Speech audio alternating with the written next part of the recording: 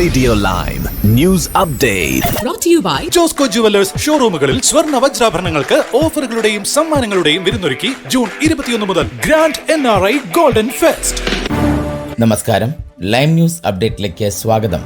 വാർത്തകളുമായി അരുൺ. തങ്ങൾ വീണ്ടും അധികാരത്തിലേറിയാൽ ഡോക്ടർമാർ സമരം ചെയ്യുന്നത് നിരോധിക്കുമെന്ന് കൺസർവേറ്റീവ് പാർട്ടി നേതാവ് കെമി ബാഡ്നോക്ക് പറഞ്ഞു. ഡോക്ടർമാരുടെ പ്രതിഷേധങ്ങൾ നിരോധിക്കാനായി നിയമഭേദഗതി കൊണ്ടുവരുമെന്നും ബ്രിട്ടീഷ് മെഡിക്കൽ അസോസിയേഷൻ ക്ഷമ പരീക്ഷിക്കുകയാണെന്നും അവർ കൂട്ടിച്ചേർത്തു. 18 മാസത്തിനിടെ 11 സമരങ്ങൾ ഡോക്ടർമാർ നടത്തിയെന്നും നിരവധി ജീവനുകൾ അപകടത്തിലാക്കിയെന്നും കെമി ബാഡ്നോക്ക് പറഞ്ഞു. റഷ്യൻ ഡോക്ടർമാരുടെ സമരം കടുത്ത പ്രതിഷേധത്തിന് ഇടയാക്കുകയാണ്. പ്രധാനമന്ത്രി കീർ സ്റ്റാർമറും ശക്തമായ നടപടി കൊണ്ടുവരുമെന്നും സമരം നീട്ടിക്കൊണ്ടുപോകാതെ സമരക്കാർക്കെതിരെ നടപടി വേണമെന്നും നേതാവ് ആവശ്യപ്പെട്ടു. ഡോക്ടർമാരുടേത് സേവനമാണ്, തൊഴിലല്ല. ശമ്പള വർധനവ് എന്ന പേരിൽ നിരന്തരമായ സമരം നടത്തുന്നവർ ഇത് ആലോചിക്കണം. സർക്കാർ മികച്ച ശമ്പളം തന്നെയാണ് നൽകുന്നത്. അനാവശ്യ സമരമാണിതെന്ന് അവർ കൂട്ടിച്ചേർത്തു. ആയിരക്കണക്കിന് ശസ്ത്രക്രിയകളാണ് സമരം മൂലം റദ്ദാക്കിയത്.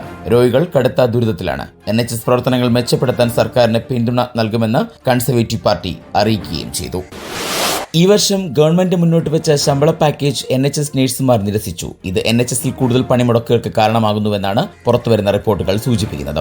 വെറും 3.6% വർധനവാണ് ഇംഗ്ലണ്ട്, വെയിൽസ്, വടക്കൻ അയർലൻഡ് എന്നിവിടങ്ങളിലേക്ക് ഗവൺമെന്റ് മുന്നോട്ട് വെച്ച ശമ്പള പാക്കേജ്. യൂണിയൻ നടത്തിയ അഭിപ്രായ വോട്ടെടുപ്പിൽ ഇംഗ്ലണ്ട്, വെയിൽസ്, വടക്കൻ അയർലൻഡ് എന്നിവിടങ്ങളിൽ ഭൂരിപക്ഷം അംഗങ്ങളും ശമ്പള വർധനവ് അപര്യാപ്തമാണെന്ന അഭിപ്രായമാണ് രേഖപ്പെടുത്തിയത്.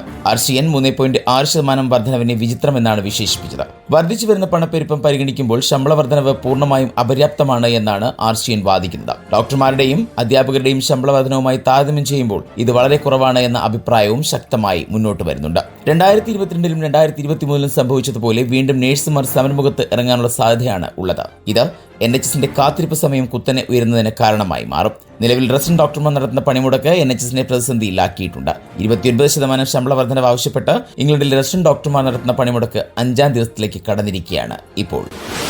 ഇനി നാട്ടിലെ വാർത്തകൾ. രജിസ്ട്രേഡ് തപാൽ സേവനം നിർത്തലാക്കുന്നതായി പ്രഖ്യാപിച്ച് കേന്ദ്ര തപാൽ വകുപ്പ്. 2025 സെപ്റ്റംബർ 1 മുതൽ ഈ തീരുമാനം നിലവിൽ വരും. തപാൽ സേവനങ്ങൾ കൂടുതൽ കാര്യക്ഷമമാക്കുന്നതിനും ഉപഭോക്തൃ സേവനങ്ങൾ മെച്ചപ്പെടുത്തുന്നതിനുമാണ് ഈ മാറ്റമെന്ന് ഉത്തരവിൽ പറയുന്നു. ഇനി മുതൽ സാധാരണ തപാലും സ്പീഡ് പോസ്റ്റും മാത്രമേ ലഭ്യമാകൂ. രജിസ്ട്രേഡ് തപാൽ സേവനം സ്പീഡ് പോസ്റ്റുമായി ലയിപ്പിക്കുകയാണെന്ന് വകുപ്പ് ഉത്തരവിൽ വ്യക്തമാക്കി. എല്ലാ തപാൽ വകുപ്പ് യൂണിറ്റുകളും ഡയറക്ടറേറ്റുകളും പുതിയ സംവിധാനത്തിലേക്ക് മാറ്റം വരുത്താൻ ആവശ്യമായ നടപടികൾ ഉടൻ സ്വീകരിക്കണമെന്നും നിർദ്ദേശിച്ചിട്ടുണ്ട്. രജിസ്ട്രേഡ് പോസ്റ്റ് എന്ന പദം ഉപയോഗിക്കുന്നത് ഒഴിവാക്കി പകരം സ്പീഡ് പോസ്റ്റ് എന്ന് രേഖപ്പെടുത്തണം. ഈ മാറ്റത്തിനാവശ്യമായ നടപടികൾ ഉടൻ പൂർത്തിയാക്കി ഈ മാസം 31-നകം എല്ലാ വകുപ്പുകളും റിപ്പോർട്ട് സമർപ്പിക്കണമെന്ന് deputy director general Dushyant Mudgal ആവശ്യപ്പെട്ടു. പ്രവാസി ഭാരതീയ വോട്ടർമാർക്ക് തദ്ദേശ തിരഞ്ഞെടുപ്പിന് മുന്നോടിയായി വോട്ടർ പട്ടികയിൽ പേര് ചേർക്കുന്നതിനുള്ള നടപടിക്രമങ്ങൾ ആരംഭിച്ചു. ഫോം 4A-ലാണ് അപേക്ഷ സമർപ്പിക്കേണ്ടത്. പ്രവാസി വോട്ടർ പട്ടികയിൽ പേര് ചേർക്കുന്നതിന്റെ മാർഗനിർദ്ദേശങ്ങൾ www.sez.kerala.gov.in എന്ന വെബ്സൈറ്റിൽ ലഭ്യമാണ്. പ്രവാസി വോട്ടർ പട്ടികയിൽ പേര് ഉൾപ്പെടുത്തുന്നതിന് പാസ്പോർട്ടിൽ രേഖപ്പെടുത്തിയിട്ടുള്ള കേരളത്തിലെ താമസ സ്ഥലം ഉൾപ്പെടുന്ന തദ്ദേശ സ്ഥാപനത്തിലെ ഒരു നിയോജക മണ്ഡലത്തിലെ അല്ലെങ്കിൽ വാർഡിലെ ബന്ധപ്പെട്ട ഇലക്ടറൽ രജിസ്ട്രേഷൻ ഓഫീസർക്ക് അപേക്ഷ ഓൺലൈനായി സമർപ്പിക്കണം. ഗ്രാമപഞ്ചായത്ത്, മുനിസിപ്പാലിറ്റി എന്നിവിടങ്ങളിൽ അതത് സെക്രട്ടറിമാരും കോർപ്പറേഷനിൽ അഡീഷണൽ സെക്രട്ടറിയുമാണ് ഇലക്ടറൽ രജിസ്ട്രേഷൻ ഓഫീസർ. സംസ്ഥാന തിരഞ്ഞെടുപ്പ് കമ്മീഷൻ www.sec.kerala.gov.in എന്ന വെബ്സൈറ്റിൽ മൊബൈൽ നമ്പർ നൽകി സിറ്റിസൺ രജിസ്ട്രേഷൻ നടത്തണം. 2025 ജനുവരി 1-നോ അതിനു മുൻപോ 18 വയസ്സ് പൂർത്തിയായവർക്കാണ് യോഗ്യത. വിദേശ രാജ്യത്ത് താമസിക്കുന്നവരും എന്നാൽ വിദേശ രാജ്യത്തിന്റെ പൗരത്വം സ്വീകരിച്ചിട്ടില്ലാത്തവരുമായ ഇന്ത്യൻ പൗരനായിരിക്കണമെന്നും വ്യക്തമാക്കുന്നു. ഷാർജ റോളയിലെ ഫ്ളാറ്റിൽ മരിച്ച നിലയിൽ കണ്ടെത്തിയ കൊല്ലം തീവലക്കര സ്വദേശി അതുലിയുടേത് ആത്മഹത്യയെന്ന് ഫോറൻസിക് ഫലം. മരണത്തിൽ മറ്റ് അസ്വാഭാവികതകൾ ഇല്ലെന്നും ശരീരത്തിലെ മുറിപ്പാടുകൾക്ക് പഴക്കമുണ്ടെന്നും റിപ്പോർട്ടിൽ പറയുന്നു. മൃതദേഹം ഇന്ന് രാത്രിയോടെ നാട്ടിലേക്ക് കൊണ്ടുപോകാനാകും എന്നാണ് പ്രതീക്ഷിക്കുന്നത് എന്ന് ബന്ധുക്കൾ അറിയിച്ചു. മരണം നടന്ന 10 ദിവസം പൂർത്തിയാകുമ്പോഴാണ് അതുലിയുടെ ഫോറൻസിക് പരിശോധനാ ഫലം പുറത്തുവരുന്നത്. മരണം കൊലപാതകമാണോ എന്ന് സംശയമുണ്ടെന്നും ഈ ക്രൂരതയിൽ ഭർത്താവ് സതീഷിന് പങ്കുണ്ടെന്നും കാണിച്ച് അതുലിയുടെ സഹോദരി അഖില ഷാർജ പോലീസിന് പരാതി നൽകിയിരുന്നു. പരാതിയിൽ പറഞ്ഞിരുന്ന കാര്യങ്ങളും ലഭിച്ച ദൃശ്യങ്ങളും ഫോൺ ചാറ്റുകളും എല്ലാം പോലീസ് വിശദമായി പരിശോധിച്ചു. ഇക്കാരണങ്ങൾ കൊണ്ടാണ് ഫോറൻസിക് ഫലം ഇത്രയും ദിവസം നീണ്ടത് എന്ന് ഔദ്യോഗിക വൃത്തങ്ങൾ അറിയിച്ചു. ആത്മഹത്യയാണെന്ന റിപ്പോർട്ട് ലഭിച്ചതോടെ മൃതദേഹം നാട്ടിലേക്ക് കൊണ്ടുവരാനുള്ള നടപടികൾ ആരംഭിച്ചു.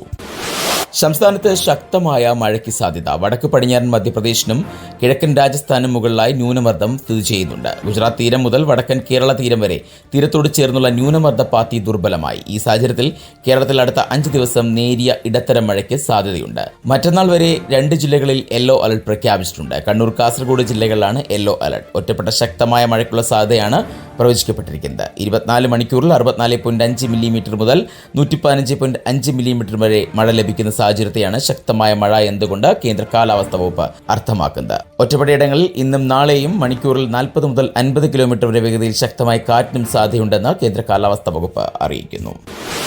ഇനി സ്പോർട്സ് വാർത്തകൾ. 2002 തന്റെ 15-ാം വയസ്സിൽ ഗ്രാൻഡ് മാസ്റ്റർ പദവി നേടി ചരിത്രം തിരുത്തിയ ചെസ് താരമാണ് ഇന്ത്യയുടെ കൊനേരു ഹംപി. ഈ നേട്ടം സ്വന്തമാക്കിയ ലോകത്തിലെ തന്നെ ഏറ്റവും പ്രായം കുറഞ്ഞ വനിതയും ഗ്രാൻഡ് മാസ്റ്റർ പദവിയിലെത്തുന്ന ആദ്യ ഇന്ത്യക്കാരിയും കൂടിയായിരുന്നു ഹംപി. എന്നാൽ ഹംപി ചരിത്രം എഴുതിയ 2002 ശേഷം പിന്നെയും 3 വർഷം കൂടി കഴിഞ്ഞാണ് ദിവ്യ ദേശ്മുഖ് എന്ന ഇന്ത്യയുടെ പുതിയ ചെസ് താരത്തിന്റെ ജനനം. ഇപ്പോഴിതാ തന്റെ 19-ാം വയസ്സിൽ അതേ ഹംപിയെ കീഴടക്കി ഫിഡെ ലോക വനിതാ ചെസ് ലോകകപ്പിൽ കിരീടം സ്വന്തമാക്കിയിരിക്കുകയാണ് ദിവ്യ ദേശ്മുഖ്. ഗ്രാൻഡ് മാസ്റ്റർ ഹംപിയും റൈസിംഗ് സ്റ്റാർ ദിവ്യയും തമ്മിലുള്ള ജാഗ്രതയോടെയും സന്തുലിതവുമായ ഗെയിം 1-ലാണ് ഫൈനൽ ആരംഭിച്ചത്. ആ ഗെയിം 41 നീക്കങ്ങളുടെ സമനിലയിൽ അവസാനിച്ചു. ഫൈനലിലെ 2ാം ഗെയിമിൽ ദിവ്യ വീണ്ടും ഒന്നും വിട്ടുകൊടുക്കാതെ ഉയർന്ന റാങ്കിലുള്ള സ്വന്തം നാട്ടുകാരിയായ ഹംപിയെ ഞായറാഴ്ച സമനിലയിൽ പിടിച്ചു നിർത്തി. ഫൈനലിനെ ടൈ ബ്രേക്കറിലേക്ക് തള്ളിവിട്ടു. വിജയിയെ നിർണ്ണയിക്കാൻ കുറഞ്ഞ ദൈർഘ്യമുള്ള ഗെയിമുകൾ കളിച്ചു. ആദ്യ ഗെയിമിൽ പെട്രോവിന്റെ പ്രയോഗത്തിലൂടെ ദിവ്യ വെളുത്ത പീസുകൾ നേടിയതോടെയാണ് ടൈ ബ്രേക്കറുകൾ ആരംഭിച്ചത്. 2ാം ഗെയിം ആരംഭിച്ചപ്പോൾ ഹംപി വെളുത്ത പീസുകൾ സ്വന്തമാക്കി. ക്യൂൻസ് ഗാംബിറ്റ് ഡിക്ലൈൻ കെറ്റാലൻ വേരിയേഷൻ ഉപയോഗിച്ച് ഓപ്പണർ ചെയ്തു. എന്നാൽ നിർണായകമായ ഒരു നീക്കത്തിൽ ദിവ്യ മുൻകൈയെടുത്തു. ക്ലോക്കിനെ നന്നായി നിയന്ത്രിക്കാനും മൂല്യനിർണ്ണയ ബാറിൽ മുന്നോട്ട് പോകാനും അവൾക്ക് കഴിഞ്ഞു. അവളുടെ മികച്ച പൊസിഷനിങ് പ്ലേ ആക്കം കൂട്ടിയെന്നതും നിർണായകമായി. കളിക്ക് ശേഷം താൻ ചരിത്രം സൃഷ്ടിച്ചുവെന്ന് തിരിച്ചറിഞ്ഞ ദിവ്യ കണ്ണീരോടെ പൊട്ടിക്കരഞ്ഞു. 2025 വനിതാ ലോകകപ്പ് ചാമ്പ്യനായി കിരീടം ഉറപ്പിച്ചു. ഇന്ത്യൻ ചെസ്സിലെ ഒരു നാഴികക്കല്ലായി അത് ഓർമ്മിക്കപ്പെടും. ഈ വിജയത്തോടെ ദിവ്യ ഇന്ത്യയുടെ 88ാമത്തെ ഗ്രാൻഡ് മാസ്റ്ററും 4ാമത്തെ വനിതയുമായി മാറി. ഫിഡെ വനിതാ ലോകകപ്പ് നേടി ട്രിപ്പിൾ കിരീടവും കരസ്ഥമാക്കി. കൊൽക്കത്തയിൽ വിവേകാനന്ദ യുവ ഭാരതി ക്രിനങ്കനിൽ തിങ്കളാഴ്ച നടന്ന 134ാമത് ഡ്യൂറൻ കപ്പിന്റെ ഗ്രൂപ്പ് ബിയിലെ ആദ്യ മത്സരത്തിൽ മുൻ ചാമ്പ്യന്മാരായ മുഹമ്മദൻ സ്പോർട്ടിങ്ങിനെതിരെ 2-1 എന്ന സ്കോറിന് സ്ലൊവേനിയൻ സ്ട്രൈക്കർ ലൂക്ക മച്ചന്റ നാടകീയമായ ഗോൾ നേടി. അരങ്ങേറ്റക്കാരായ ഡയമണ്ട് ഹാർബർ FC വിജയിച്ചു. തോക്ചോം അരിസൺ സിംഗിലൂടെ ആദ്യ പകുതിയിൽ മുഹമ്മദൻ ലീഡ് നേടിയെങ്കിലും ഇടവേളയ്ക്ക് തൊട്ടു പിന്നാലെ ഷരുവത് കിമയുടെ ശക്തമായ ഹെഡറിലൂടെ DHFC തിരിച്ചു വന്നു.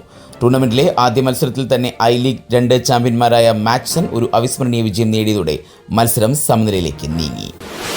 115.96 ഇന്ത്യൻ രൂപയാണ് ഇന്നത്തെ പൗണ്ട് വിനിമയ നിരക്ക്. ഇതോടെ ഇന്നത്തെ വാർത്താ ബുള്ളറ്റിൻ പൂർണ്ണമാകുന്നു. അടുത്ത ബുള്ളറ്റിനുമായി വരും മണിക്കൂറുകളിൽ കേട്ടുമുട്ടാം.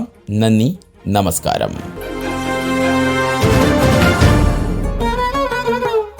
കൂടുതൽ വാർത്തകൾക്കും വിശേഷങ്ങൾക്കുമായി റേഡിയോ ലൈം ആപ്പ് ഡൗൺലോഡ് ചെയ്യൂ. പ്ലേ സ്റ്റോറിൽ നിന്നും ആപ്പ് സ്റ്റോറിൽ നിന്നും. Radio Lime.